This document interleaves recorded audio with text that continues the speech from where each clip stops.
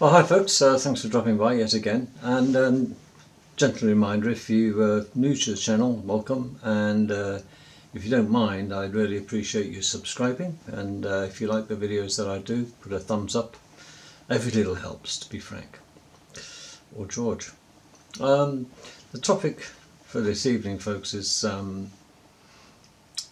how is it after analysis, when you put your mind to it, I suppose, that 95% of us, Joe Blogs public, will go to meet our maker without two pennies to rub together, quite frankly. Some of it, maybe a bit of an exaggeration, but there's a 5% and a 95%, isn't there? The 95% of the ones that are going to go, 65 bored and broke, and then there's the 5% who just seem to have the Midas touch. And I got to thinking, as you do, reminiscing, I suppose, I don't know, that how is it that, we all go to our graves with our songs still in us, really, because majority of people are underachievers,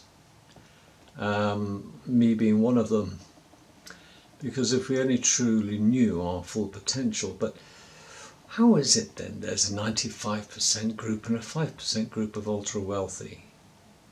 What is it that the 95% do that is terribly wrong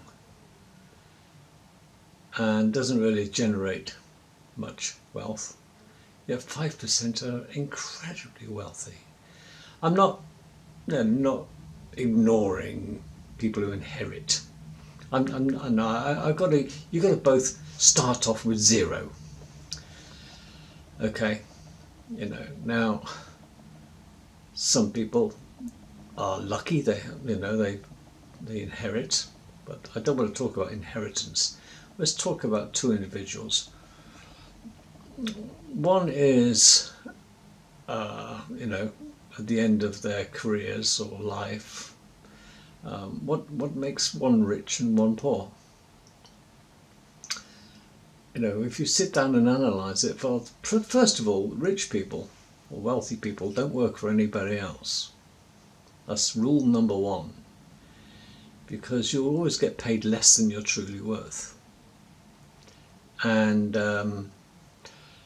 the other rule is, of course, is to offer a service to society, the best service you can offer, and perhaps better than what is currently being offered. If you've got that sort of chemistry going on, you've got a unique product or a unique way of doing things, you're on a winner. Because there's so many products that do the same thing, so many companies do the same thing.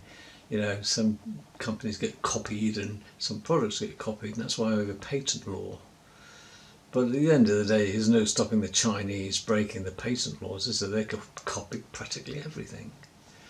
But, when all's said and done, what makes somebody rich and what makes somebody never quite achieve their full results? Well, I've been a bit addicted, I must confess, to watching on video in my spare time, which I have too much of. Now, anyway, of watching people going around buying things at car boot sales. Not only UK car boot sales, but in America as well.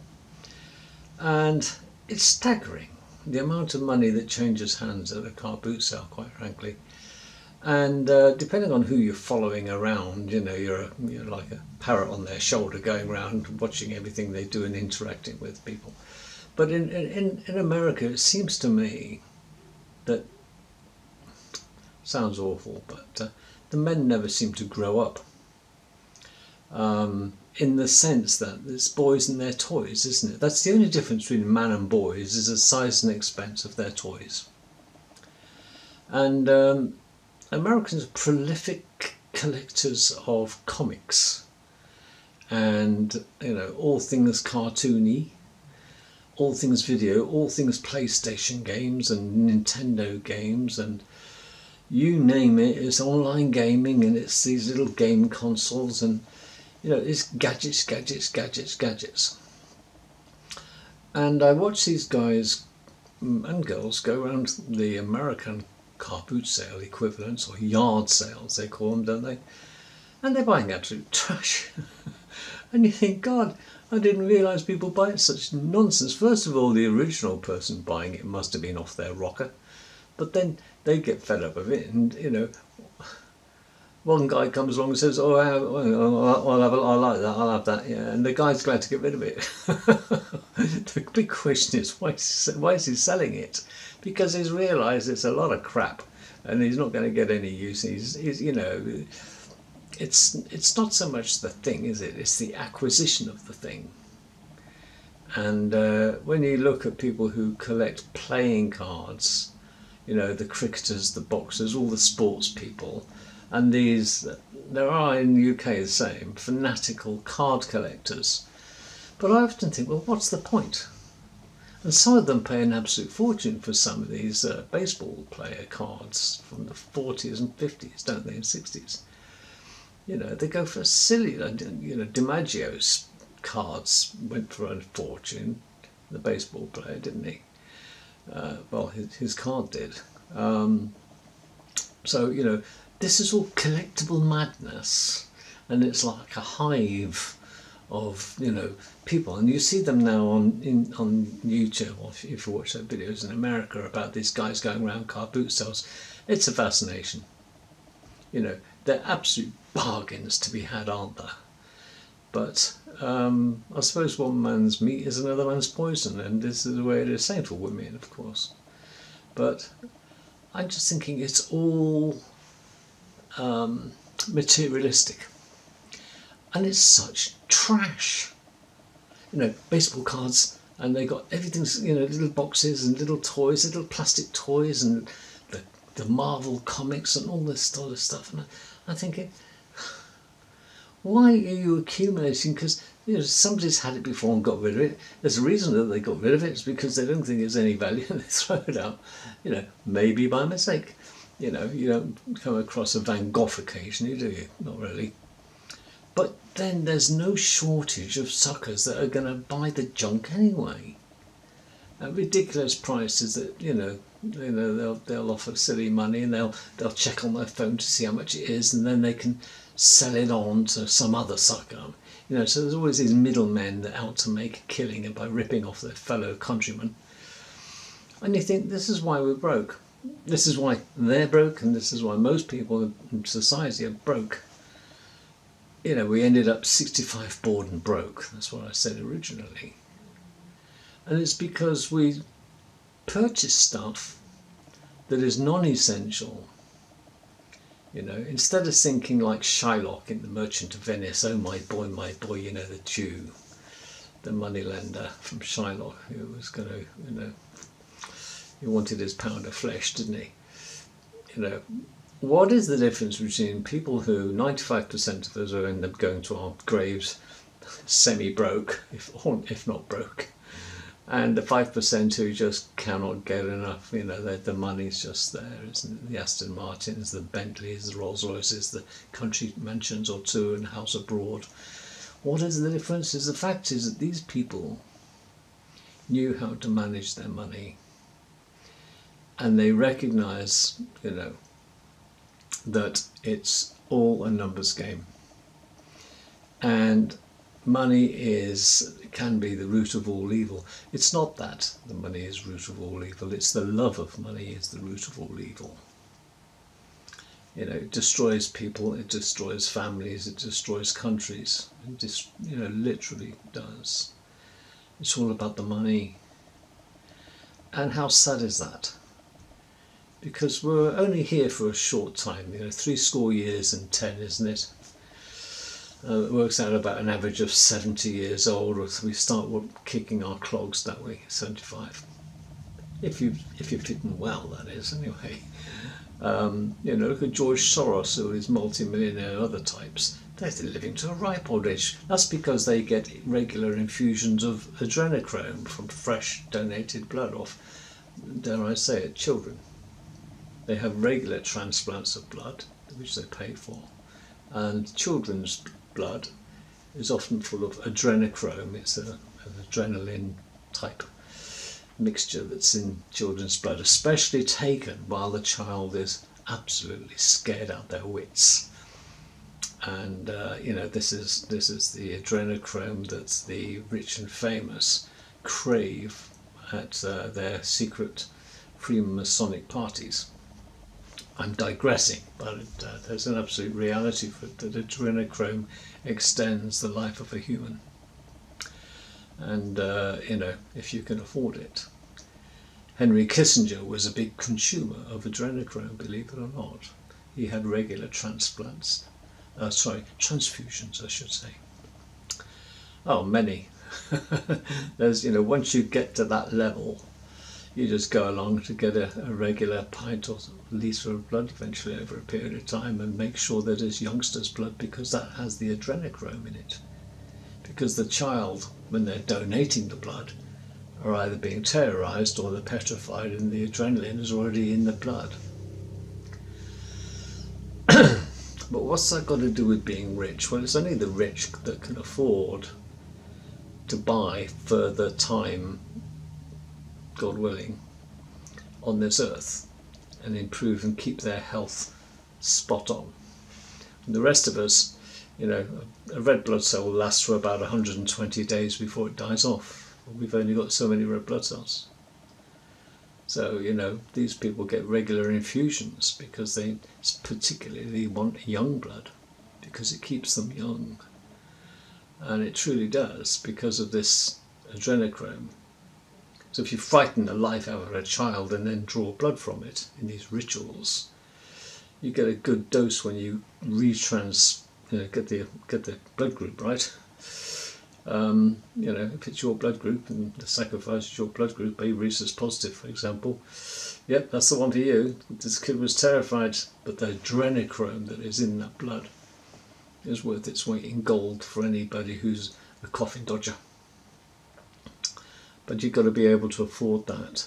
So this is why there's a huge difference between the 95% of us and the 5%. The 5% are absolute criminal. Because when you consider it, is that there has to be something wrong, or very different, an alien, if you like, inverted commas, about somebody who is so wealthy compared to the rest of the world.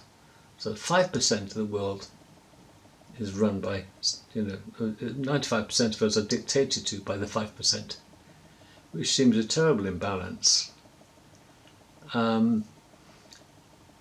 And all they did is use their time and their information wisely.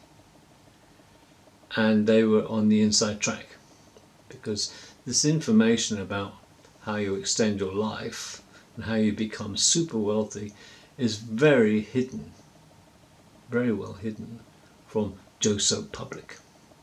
It's a big club, and you and I aren't in it.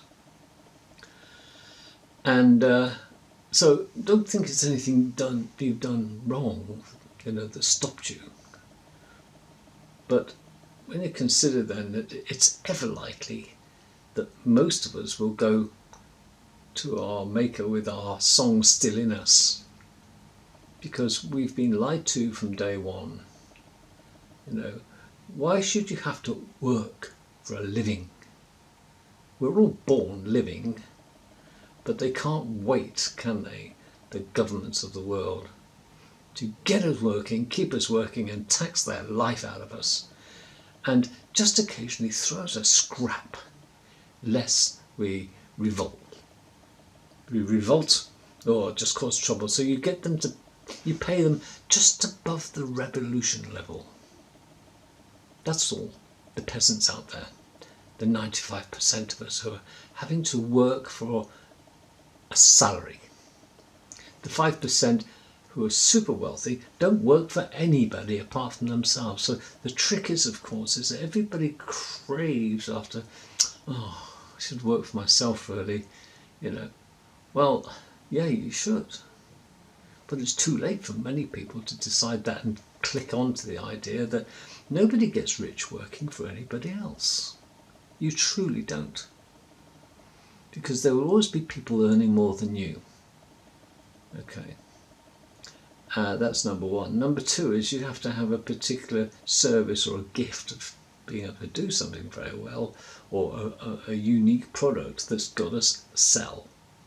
Because believe me, once you start sticking your head above the parapet, with a product that there's always going to be a copy made, or there's going to be foreigners coming over and trying to ruin you and say you can't patent that because of X, Y, Z. There's always people who are looking on to pee on your parade, because human beings don't like the successes of other human beings. I'm all for open market, free enterprise, big time. But I equally don't like people who are scammers and bullshit artists and are out to make a quick buck and run off. I think karmically, God will get them, one way or the other. You've got to get your money fairly and wisely and ethically, I think, but it's very difficult to become wealthy if you're ethical. It truly is, because it doesn't really work like that. Unless you've got a unique product and you've got a monopoly on that product. But there again, we all get our wages and we go home and we think, right, these are the essential bills that need paid, and I've got a bit of pocket money. Hey honey, let's go to the car boot sale this weekend, or John Lewis's or whoever, other, having a sale this weekend, let's go and have a look, see what we can pick up. At the end of the day, we just little, accumulators, aren't we? And yet I can walk you around my garage right now and I'd probably skip 2/3 of what's in there because, I can live without it. That's the truth. So the question is, how do you accumulate money? Well, you first of all ask yourself a question before I spend the money on that product. Can I live without it? What's going to be the worst case scenario if I don't get it? Will they be cheaper next year or next week or next month? Well, the reality is, do you need it or do you want it? There's a huge difference between a want and a need, isn't there? You need oxygen. But you might want it, but you need it. It's essential. But 2/3 or maybe 3/4 of what's in my garage, I could live without quite happily. I'd give it away. If it wasn't such a waste. But you work on this principle of, well, I might need that one day. I might get to use it when I get around to it. Well, you've heard all about the round to its, haven't you? Everybody's got a round to it. I'll do that when I get around to it. Well, what is this special round to it? Is it a tool? Is it an instruction manual or something? What is this round to it when you get around to it? The fact remains is, things hang on your walls, they hang in your garage, up there, gathering dust. You perhaps use them once every 2-3 years, and they're there, waiting for you. Going mouldy or rusty, and you'll end up selling them at a car boot sale. Because often we buy things, use them a couple of times, and that's it for the year, isn't it? Like hedge trimmers and lawnmowers. Don't cut my grass in the winter. That's gathering rust over time. Petrol lawnmowers. So all these things that we've accumulated. So this is what we do. We pack our cars up and we take all this junk to the car boot sale, and some other sucker will buy it, hoping to make a fast buck. Maybe they'll buy it for $5 and then sell it for $6. Good for them. It's all commerce, isn't it? But when I look at the American guys going around, it's all, baseball cards, football cards, anything, it's so teenagery, even for the adults, that just won't grow up. What is it about collecting this and collecting that? Who gives a rip whether they've got the complete set? But the moment they pick something up, this meetings and yard sales, they call them, don't they? They're on the phone checking, oh yeah, I see that, yeah, I'll give you $2 for this, love. They know damn well it's worth 30 because they've checked. Good luck on them. It's seller beware at these places, not buyer beware, because the buyers are pretty savvy, But they're only as rich as the previous boot sale or garage sale they've been to, because they accumulate it themselves, and their houses are filling up with more trash, and their wives or partners or husbands are going nuts about all this, and she's sort of storing all the high heel boots that she buys and fur coats and jackets and things, because women tend to buy a lot of clothes and makeup, don't they? But what about him and his tools and him and his toys and his golf clubs and his motorbikes and his, This is why we all go to our graves broke, because we spend our money on such trash. So it's too late by the time you realise it. You think, how come after 50 years, just looking at this chemtrail being painted in my sky above my house. It's truly a long chemtrail. Sorry to digress. How long, though, before you suddenly realise that most of us will end up 65 bored and broke? And it's because we have done exactly as I previously mentioned. We've seen it, we want it, we've sold on the idea, we get it, we play with it for a while, and then the moment you buy it, it goes down in value like a car, isn't it? The moment you buy a bloody new car, you've lost 30% off the price. If you wanted to sell it 3 days later, it's a ridiculous thing, isn't it? Because every Shylock has to take his pound of flesh off every deal. So don't get too upset, about going to your grave with your song still in you, because 95% of people will. But here's the deal. As long as you go to your grave happy. And money, quite frankly, destroys more lives than it keeps happy. Inviting need for money creates misery and poverty and disease, because of the habitation. And those that with it covet it, don't they? But they're the ones, the great unloved. We are at least the great unwashed. The rich people are often the great unloved. And all the, Freddie Mercury dropped dead with his AIDS virus, didn't he? This problem. I quite like Freddie Mercury. But if you look at all the pop stars and the 60s and 70s and 80s, I don't think many of them had a fabulous life at all, because the money wasn't the issue. It was the fame, the fortune, the attention, the women, and the men for some of the women, But at the end of the day, they all grow old and drop dead. And this is the killer. It truly is. Because you can't stop it. You can have your face filled with all this stuff. You can have your lipo and all this other stuff. And eventually they either end up 65 bored or broke or dead. They can't stop the clock, and the Grim Reaper is coming.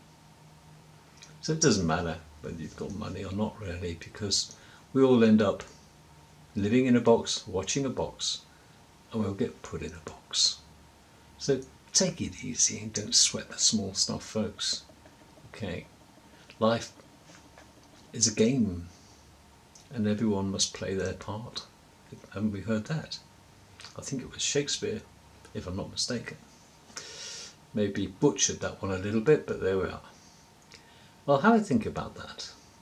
Don't envy people for what they have, what they got, because I can't pay you enough if you sell me your eyes and I'm blind and you're not.